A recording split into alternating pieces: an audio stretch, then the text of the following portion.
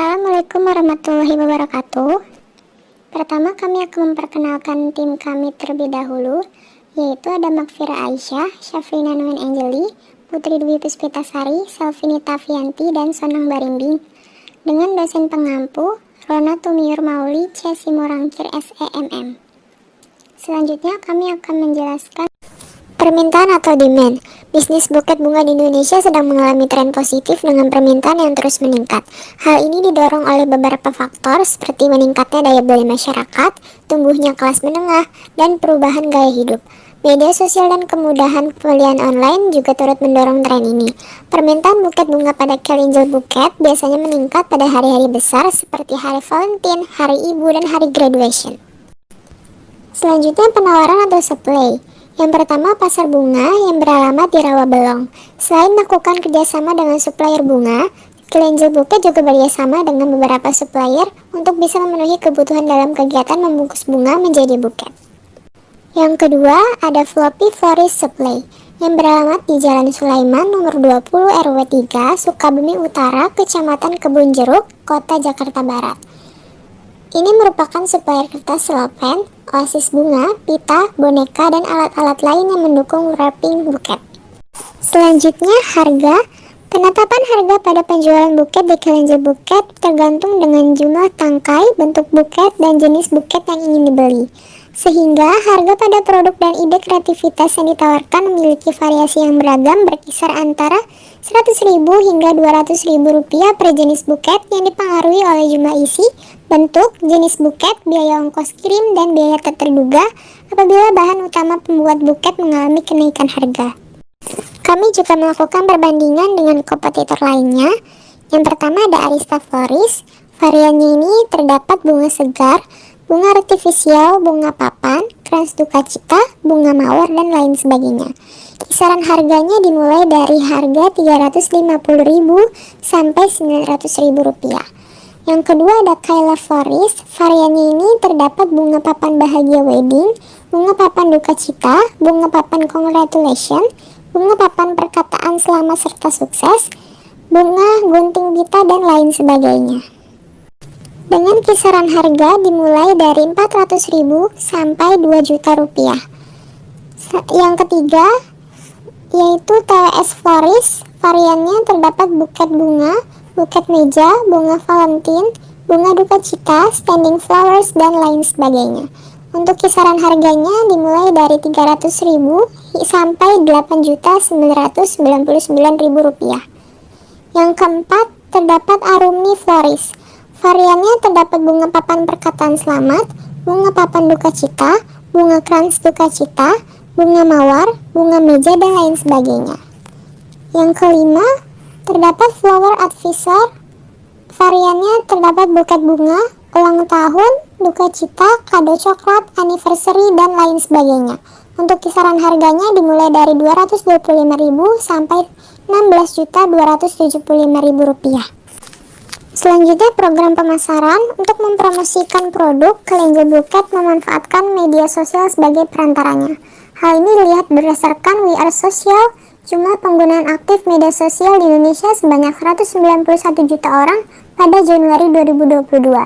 Media sosial menjadi konten di internet yang paling banyak diakses masyarakat Indonesia di internet pada periode 2021 hingga 2022. Selanjutnya perkiraan penjualan. Targeting Kelenjel Buket menargetkan produk pada laki-laki dan perempuan dengan rentang usia 18 hingga 22 tahun yang memiliki pekerjaan sebagai mahasiswa dengan kondisi ekonomi pada SSB, pada individu yang suka memberi hadiah kepada orang tersayang, masyarakat, seperti pelajar atau mahasiswa, yang memiliki tren untuk memberi bunga dalam acara atau situasi tertentu dan memiliki mobilitas yang tinggi, serta berdomisili di wilayah Ciledug dan Meruya Selatan. Selanjutnya analisis SWOT. Yang pertama ada strength atau kekuatan. Kelenjel Buket memiliki keunggulan dalam hal variasi, yang mana dalam usahanya tidak hanya menawarkan buket bunga asli dan palsu, namun buket uang tunai. Di sisi lain, variasi warna setiap bunga yang ditawarkan memiliki banyak ragam yang membuat konsumen dapat melakukan pilihan sebelum memutuskan untuk membeli. Selain itu, konsumen juga dapat meminta custom sesuai dengan keinginan ataupun selera konsumen masing-masing. Yang kedua ada weakness atau kelemahan. Dalam hal usaha Kalenja Bouquet, varian jenis bunga yang ditawarkan masih terbilang kurang karena banyaknya varian bunga yang ada di Indonesia. Sehingga dalam hal ini dibutuhkan varian jenis bunga yang lebih banyak. Yang ketiga, opportunities atau peluang. Kalenja Bouquet memiliki peluang usaha yang tinggi dalam hal menjual buket. Hal ini disebabkan buket menjadi alternatif barang atau hadiah untuk acara kelulusan maupun acara formal lainnya. Dalam hal ini, usaha buket menjadi salah satu usaha paling dicari oleh konsumen yang memiliki usaha wedding organizer maupun party planner. Sebab nilai kreativitas yang ditawarkan menjadi peluang baru untuk mengisi acara-acara besar yang formal. Yang keempat ada threats atau ancaman. Kalenja Bouquet memiliki ancaman eksternal berupa banyaknya pesaing usaha yang menjual produk serupa dengan inovasi yang lebih baik. Tentunya Kalenja Bouquet akan terus melakukan inovasi produk dari segi marketing maupun jenis buket yang ditawarkan. Hal tersebut berguna untuk meminimalisir adanya ancaman. Selanjutnya segmentasi pasar. Secara geografis, Kalenja Bouquet menyasar kawasan Jakarta Barat dan Tangerang Selatan, tepatnya daerah Ciledug dan Meruya Selatan. Secara demografis, Kalenja Bouquet diperuntukkan untuk perempuan dan laki-laki. Segmentasi produk Kalenja Bouquet ada pada generasi Z, yang memiliki pekerjaan sebagai mahasiswa dengan kondisi ekonomi kelas menengah hingga kelas ke atas. Secara psikologis, Kalenja Bouquet disegmentasikan pada individu yang suka memberi hadiah kepada orang tersayang, masyarakat seperti pelajar atau mahasiswa, yang memiliki tren untuk memberi bunga dalam acara atau situasi tertentu dan memiliki mobilitas yang tinggi. Selanjutnya marketing mix. Yang pertama ada produk. Kalenja Bouquet merupakan usaha jasa yang menjual kreativitas melalui buket berisi kumpulan tangkai bunga asli maupun palsu dan uang tunai. Yang kedua ada price. Penetapan harga pada penjualan buket di Kalenja Bouquet tergantung dengan jumlah tangkai, bentuk buket, dan jenis buket yang ingin dibeli. Sehingga harga produk dan ide kreativitas yang ditawarkan memiliki variasi yang beragam, berkisar antara 100.000 hingga 200.000 rupiah. Yang ketiga ada place. Kalenja Bouquet menjual produknya di rumah pribadi yang berlokasi di perumahan Nuansa Asri, Cipadu, Blok C2, nomor 20, Pondok Aren, Tangerang Selatan, Banten. Yang keempat ada promotion. Kalenja Bouquet memanfaatkan media sosial Instagram karena menurut data dari Napoleon Cat, jumlah pengguna Instagram dari Indonesia sebanyak 97,17 juta. Jika dibandingkan periode yang sama pada tahun sebelumnya, jumlah penggunaan Instagram di Indonesia meningkat sebesar 5,01%. Lalu, Kalenja Bouquet juga menggunakan media sosial TikTok karena menurut data Napoleon Cat, Indonesia berada di urutan kedua dengan jumlah pengguna sebanyak 109,90 juta pengguna per Januari 2023. Selanjutnya, kami memiliki media sosial yang dapat dijangkau. Yang pertama, Instagram. Kalenja Bouquet akan menggunakan Instagram Ads yang dapat menjangkau sampai dengan 80.000 orang yang memiliki ketertarikan terhadap produk-produk Kalenja Bouquet di Instagram dalam kurun waktu seminggu. Yang kedua, WhatsApp. Aplikasi WhatsApp juga akan digunakan sebagai media promosi secara langsung melalui status WhatsApp untuk melakukan promosi dan menawarkan produk Kalenja Bouquet secara langsung. Yang ketiga ada TikTok. Melalui media TikTok, Kalenja Bouquet membuat konten promosi untuk menarik minat konsumen. Selanjutnya, aspek ekonomi dan sosial. Kalenja Bouquet sebagai bisnis yang dijalankan oleh sekumpulan mahasiswa menggunakan aspek sosial dan ekonomi yang penting. Secara sosial, bisnis ini memungkinkan mahasiswa untuk terlibat secara langsung dengan komunitas lokal, baik melalui penyediaan buket bunga untuk acara-acara komunitas maupun dengan membangun hubungan dekat dengan pelanggan. Secara ekonomi, bisnis ini memberikan peluang untuk mendapatkan pendapatan tambahan yang penting bagi mahasiswa, serta pengalaman berharga dalam manajemen keuangan, pemasaran, dan layanan pelanggan. Selain itu, bisnis buket bunga juga dapat memberikan dampak positif pada ekonomi lokal dengan memanfaatkan pemasok lokal dan mungkin juga menciptakan lapangan kerja bagi penduduk setempat. Dengan demikian, bisnis buket bunga tidak hanya merupakan kesempatan untuk belajar dan berkembang secara pribadi, tetapi juga untuk memberikan kontribusi yang berarti pada lingkungan sekitar. Selanjutnya, aspek teknis dan produksi. Yang pertama, keahlian merangkai bunga. Skill yang harus dimiliki oleh seorang florist ialah menguasai teknik dasar merangkai bunga seperti memotong batang, merapihkan daun, dan menyusun bunga dengan proporsi yang seimbang. Yang kedua, Manajemen inventaris dan pembelian yang efektif. Hal ini digunakan untuk memantau stok bunga, bahan baku, dan peralatan, serta memastikan ketersediaan barang yang memadai. Yang ketiga, pengetahuan tentang jenis bunga. Hal ini menjadi landasan utama termasuk memahami karakteristik perawatan dan makna simboliknya. Keahlian merangkai bunga pun tak kalah penting dengan menguasai teknik merangkai bunga dengan berbagai model untuk menghasilkan buket yang estetis dan sesuai selera pelanggan. Yang keempat, pemilihan bahan dan peralatan yang tepat. Hal ini menjadi faktor penting dalam menjaga kualitas dan keindahan buket. Memilih bahan berkualitas tinggi seperti bunga segar, kertas pembungkus yang tahan lama, pita yang indah, dan aksesoris yang menarik untuk meningkatkan nilai estetika buket. Menggunakan peralatan yang tepat seperti gunting tajam, pisau pemotong, vas, dan wadah penyimpanan untuk mempermudah proses merangkai dan menjaga kesegaran bunga. Selanjutnya, time value of money. Pertama, future value. Future value adalah suatu estimasi yang memperkirakan nilai uang atau dana saat ini pada masa yang akan datang. Perhitungan estimasi tersebut dilakukan berdasarkan suku bunga maupun tingkat pertumbuhan khusus yang lainnya. Future value bermanfaat untuk memprediksi atau memperkirakan jumlah dana maupun uang yang dimiliki di masa depan. Nilai ini bisa membantu investor dalam menilai jumlah uang yang didapatkannya di masa mendatang.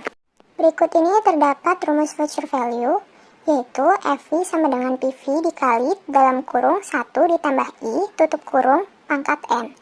FV merupakan nilai masa depan, PV nilai sekarang atau modal awal, I tingkat bunga atau peningkatan penjualan, lalu N merupakan jumlah periode atau tahun.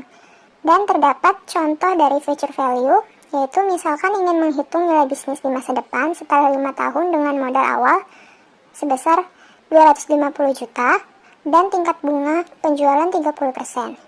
Lalu hasilnya ialah FV sama dengan 928.500.000. Selanjutnya present value. Present value atau PV adalah konsep yang memaparkan bahwa nilai uang di masa kini lebih besar daripada di masa yang mendatang meskipun jumlah nominal yang mirip. PV dinilai dari cara menghitung seberapa besar pengembalian yang telah ditentukan sebelumnya dan yang sudah disebut dengan tingkat diskonto. Present value digunakan untuk menghitung nilai sekarang dari jumlah uang yang akan diterima atau dibayarkan di masa depan. Dalam perhitungannya, present value memperhitungkan tingkat diskonto atau bunga yang mencerminkan nilai waktu uang. Manfaat dari present value yaitu penilaian investasi yang lebih akurat, perencanaan keuangan jangka panjang, mengelola risiko finansial, dan penilaian proyek bisnis. Berikut ini terdapat rumus present value, yaitu PV sama dengan FV per dalam kurung 1 ditambah I tutup kurung pangkat N. PV merupakan nilai sekarang, FV nilai masa depan, I tingkat bunga atau peningkatan penjualan, lalu N merupakan jumlah periode atau tahun. Dan berikut ini terdapat contoh dari present value, yaitu misalkan ingin mengetahui nilai investasi yang harus ditanamkan sekarang untuk mencapai nilai sebesar 1 miliar rupiah dalam 5 tahun. Lalu hasilnya yaitu PV sama dengan 269.541.779 rupiah. Selanjutnya, future value of annuity. Future value of annuity adalah nilai dari serangkaian pembayaran berulang yang dilakukan pada tanggal tertentu di masa depan dengan cara mengasumsikan suku bunga kembali tertentu ataupun diskon. Semakin banyak diskon yang berkali, maka akan semakin besar juga nilai anuitas di masa depan yang akan diperoleh. Itu artinya, future value of annuity adalah cara agar bisa menghitung berapa banyak jumlah uang dari suatu rangkaian pembayaran yang akan didapatkan di masa depan. Berikut ini terdapat rumus future value of annuity, yaitu FV sama dengan P dalam kurung 1 ditambah I tutup kurung pangkat N dikurang 1 ditambah P dalam kurung 1 ditambah I tutup kurung pangkat N dikurang 2 ditambah P dalam kurung 1 ditambah I tutup kurung pangkat N dikurang 3 ditambah P dalam kurung 1 ditambah I tutup kurung pangkat N dikurang 4 dan seterusnya. FV merupakan nilai masa depan anuitas, P pembayaran anuitas atau penambahan modal tahunan, I tingkat bunga atau peningkatan penjualan, lalu N merupakan jumlah periode atau tahunan. Dan berikut ini terdapat contoh dari future value of annuity, yaitu misalkan ingin menghitung nilai total investasi setelah 5 tahun dengan penambahan modal tahunan sebesar 50 juta. Lalu dengan hasil FV sama dengan Rp451.500.000. Selanjutnya, present value of annuity.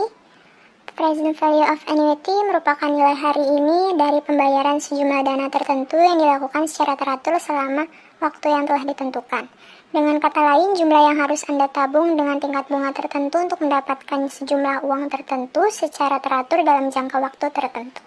Biasanya dimaksudkan untuk menghitung besarnya jumlah uang pada permulaan periode atas dasar tingkat bunga tertentu dari suatu jumlah yang akan diterima setiap periode dalam jumlah yang sama pada beberapa waktu kemudian. Berikut ini terdapat rumus present value of annuity, yaitu PV sama dengan P dalam kurung 1 per 1 ditambah I tutup kurung pangkat 1 ditambah P dalam kurung 1 per 1 ditambah I tutup kurung pangkat 2 ditambah P dalam kurung 1 per 1 ditambah I tutup kurung pangkat 3 ditambah P dalam kurung 1 per 1 ditambah I tutup kurung pangkat 4 ditambah P dalam kurung 1 per 1 ditambah I tutup kurung pangkat 5 dan seterusnya. PV merupakan nilai sekarang anuitas, P pembayaran anuitas atau penambahan modal tahunan, I tingkat bunga atau peningkatan penjualan, lalu N jumlah periode atau tahun.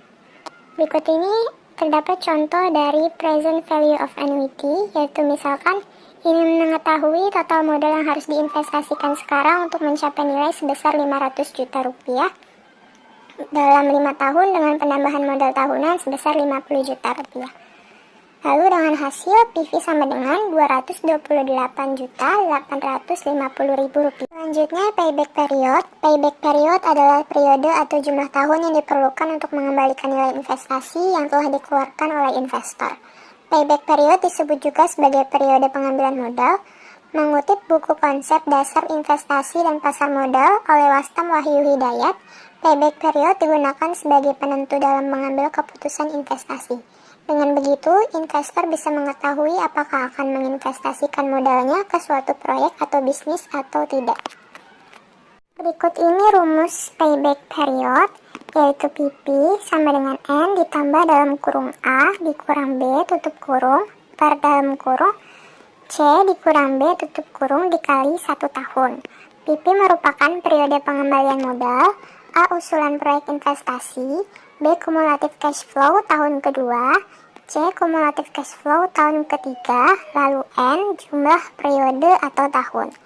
Dan terdapat contoh dari payback period, yaitu misalkan ingin mengetahui kapan pengembalian modal untuk mencapai nilai sebesar 250 juta dengan umur ekonomis 5 tahun adalah, yaitu hasilnya PP sama dengan 5 ditambah dalam kurung 250 juta dikurang 125 juta tutup kurung per dalam kurung 175 juta dikurang 125 juta tutup kurung dikali 1 sama dengan 6,5 atau 6 tahun 6 bulan.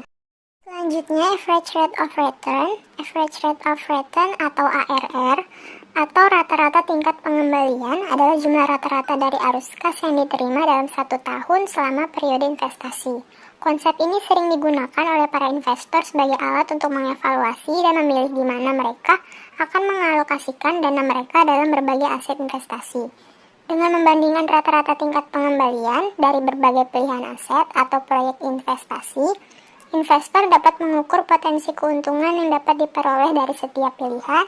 Manfaat average rate of return yaitu waktu yang fleksibel dan bantuan dalam pengambilan keputusan. Dapat rumus dari average rate of return yaitu ARR sama dengan D per F dikali 100%. ARR merupakan rata-rata tingkat pengembalian, D laba bersih, dan F biaya operasional. Dan terdapat contoh dari average rate of return, yaitu misalkan ingin mengetahui rata-rata tingkat pengembalian, memerlukan investasi pada aset tetap sebesar 250 juta, aktiva tetap ekonomisnya 5 tahun, penyusutan dengan metode garis lurus, penghasilan diproyeksi sebesar 700 juta per tahun, biaya operasional tunai sebesar 250 juta dengan pajak 35%, berapa ARR-nya? Yaitu hasilnya sama dengan 260 juta per 250 juta dikali 100% sama dengan 96,2%. Selanjutnya Selanjutnya, net present value atau NPV. Net present value adalah selisih yang didapatkan dari arus kas masuk saat ini dan arus kas keluar pada periode waktu tertentu. Secara umum, net present value atau NPV digunakan untuk menghitung untung rugi dari suatu bisnis. Namun, rumus NPV juga digunakan untuk menyusun perencanaan investasi. Manfaat dari NPV yaitu menilai kemampuan dan potensi suatu perusahaan dalam mengelola investasinya sampai beberapa tahun ke depan, khususnya saat nilai mata uang berubah yang akan berdampak langsung kepada cash flow perusahaan. Perusahaan bisa memproyeksikan investasi yang mereka kelola di masa mendatang, menentukan apakah investasi tersebut akan menguntungkan atau merugikan. Bila menguntungkan, berapa besar profit margin yang akan didapat, apakah sebanding dengan usaha yang dilakukan. Terdapat rumus dari net present value atau NPV, yaitu NPV sama dengan dalam kurung C1 per 1 ditambah I tutup kurung ditambah dalam kurung C2 per dalam kurung 1 ditambah I tutup kurung pangkat 2 tutup kurung ditambah dalam kurung C3 per dalam kurung 1 ditambah I tutup kurung pangkat 3 tutup kurung dan seterusnya. NPV merupakan nilai saat ini dari arus kas masa depan, C laba kotor, I tingkat bunga atau peningkatan penjualan, lalu N merupakan jumlah periode atau tahun. Selanjutnya, internal rate of return atau IRR. Internal rate of return atau disingkat menjadi IRR adalah indikator dalam keuangan yang digunakan untuk mengukur tingkat pengembalian modal yang digunakan untuk menjalankan usaha. Jika suatu usaha memiliki nilai IRR yang lebih besar dari bunga pinjaman atau kredit bank yang menjadi sumber modal usaha, maka usaha tersebut layak untuk diberi pinjaman. Sebaliknya, jika nilai IRR suatu usaha lebih kecil dari bunga kredit bank, maka usaha tersebut tidak layak mendapat pinjaman dari bank.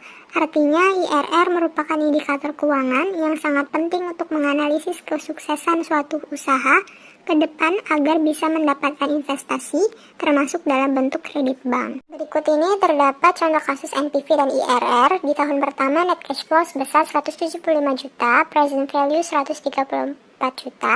Lalu di tahun kedua, net cash flow sebesar 220 juta dan present value 130 juta. Di tahun ketiga, net cash flow sebesar 290 juta dan present value sebesar 131 juta. Di tahun keempat, net cash flow sebesar 370 juta dan present value 129 juta. Tahun kelima, net cash flow sebesar 450 juta dan present value sebesar 121 juta. Dengan investment sebesar 250 juta dan interest rate 30%. Maka menghitung NPV dan IRR menggunakan software dengan hasil NPV sama dengan Rp397.536.447 dan IRR sebesar 87%. Selanjutnya, rasio-rasio keuangan. Rasio-rasio keuangan adalah ukuran yang digunakan untuk mengevaluasi efektivitas dari suatu keuangan perusahaan. Caranya dengan membandingkan antara keuntungan yang diperoleh dengan biaya yang dikeluarkan untuk memperoleh keuntungan tersebut. Pendekatan ini mampu memberikan gambaran tentang seberapa efektif perusahaan dalam menghasilkan laba, mengelola aset, dan membayar hutang. Dengan menggunakan rasio investasi, investor dapat membandingkan efektivitas dari berbagai jenis investasi dan memilih instrumen aset yang paling menguntungkan. Selanjutnya, Return of Investment atau ROI. Return of Investment adalah rasio yang digunakan untuk mengukur keuntungan yang dihasilkan dari investasi dalam bentuk persentase. Berikut ini terdapat rumus Return of Investment, yaitu ROI sama dengan laba bersih per investasi awal dikali 100%. Laba bersih yaitu selisih antara pendapatan dan pengeluaran terkait investasi, dan investasi awal merupakan biaya awal yang dikeluarkan untuk investasi. Contohnya, ROI sama dengan 175 juta per 250 juta dikali 100% sama dengan 70%. Selanjutnya, Return of Assets. Return of Assets adalah rasio yang digunakan untuk mengukur keuntungan yang dihasilkan oleh perusahaan. Bentuknya adalah persentase dari total aset yang dimiliki oleh perusahaan. Berikut ini terdapat rumus dari Return of Assets, yaitu ROA sama dengan laba bersih per rata-rata total aset dikali 100%. Laba bersih merupakan keuntungan perusahaan setelah semua pengeluaran dikurangi. Dan rata-rata total aset sama dengan jumlah total aset perusahaan dibagi 2 atau antara nilai awal dan akhir periode. Dan terdapat contoh dari return of assets yaitu ROA sama dengan 175 juta per 125 juta dikali 100% sama dengan 140%. Selanjutnya, return of equity atau ROE. Return of equity adalah rasio yang digunakan untuk mengukur seberapa besar keuntungan yang dihasilkan oleh perusahaan. Rasio ini berupa persentase dari modal yang dimiliki oleh pemegang saham. Berikut ini terdapat rumus dari return of equity, yaitu ROE sama dengan laba bersih per rata-rata ekuitas dikali 100%. Laba bersih merupakan keuntungan perusahaan setelah semua pengeluaran dikurangi. Lalu rata-rata ekuitas merupakan jumlah ekuitas perusahaan dibagi 2 atau antara nilai awal dan akhir periode. Ekuitas didapatkan dari selisih total aset dan total liabilitas.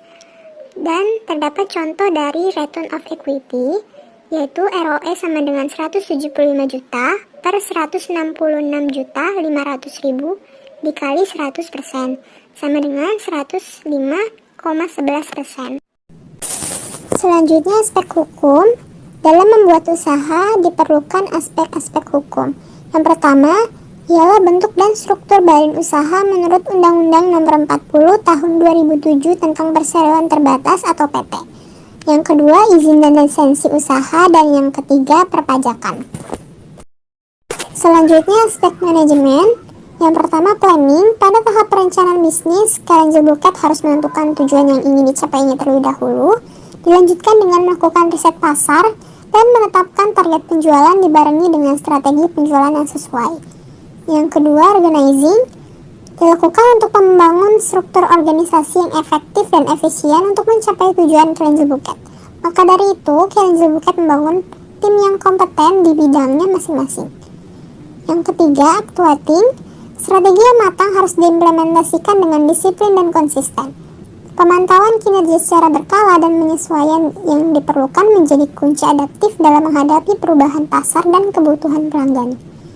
Yang keempat, controlling, yaitu melalui evaluasi hasil, identifikasi resiko, pemantauan keuangan, dan menjaga kualitas produk merupakan langkah penting untuk memastikan bisnis tetap pada jalurnya dan mencapai tujuan yang diinginkan. Selanjutnya terdapat struktural dari Karen Buket. Tim pertama ada Shafrin Nanuin Anjali selaku founder and head of purchasing. Yang kedua ada Putri Dwi Puspitasari selaku co-founder and head marketing.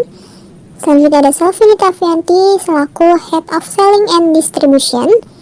Selanjutnya ada Sonong Ananda Barimbing selaku head of public relation. Dan ada Makfira Aisyah Syawali selaku head of finance. Selanjutnya, aspek AMDAL. Terdapat dampak positif dan dampak negatif. Dampak positifnya ialah dapat meningkatkan kreativitas dengan proses memilih bunga, memadukan warna, dan merancang komposisi yang indah dapat mendorong ekspresi seni dan inovasi. Yang kedua, mendukung pemasok bunga. Dengan adanya permintaan yang terus-menerus untuk buket bunga, pemasok bunga mendapatkan pasar yang lebih stabil dan luas untuk menjual produknya. Untuk dampak negatifnya ialah penggunaan pestisida. Residu pestisida yang tersisa dapat meresap ke dalam tanah dan terbawa oleh air hujan. Pencemaran pestisida dapat merusak kualitas tanah, mengurangi kesuburan, dan mengganggu keseimbangan alami mikroorganisme yang penting bagi kesehatan tanah. Dan yang kedua, penggunaan plastik. Dampak negatif dari penggunaan plastik ialah dapat mencemari lingkungan. Plastik membutuhkan waktu yang sangat lama untuk terurai, sehingga sampah plastik dan buket bunga dapat menumpuk dan mencemari tanah serta perairan. Kesimpulannya adalah, Karen Buket merupakan usaha yang menawarkan variasi produk buket bunga, uang, dan makanan yang dapat disesuaikan dengan permintaan pelanggan dan dijual secara online melalui media sosial seperti Instagram, TikTok, dan WhatsApp. Usaha ini menggabungkan kreativitas dan keahlian mahasiswa dalam proses operasionalnya menggunakan sistem POIC. Dari aspek ekonomi dan sosial, usaha ini memungkinkan mahasiswa untuk berinteraksi dengan komunitas lokal dan meningkatkan keterampilan artistik mereka, sekaligus memperoleh pendapatan tambahan. Analisis keuangan menunjukkan bahwa usaha ini layak dijalankan dengan penilaian NPV dan IRR yang positif. Sekian yang dapat kami sampaikan. Kurang lebihnya mohon maaf. Wassalamualaikum warahmatullahi wabarakatuh.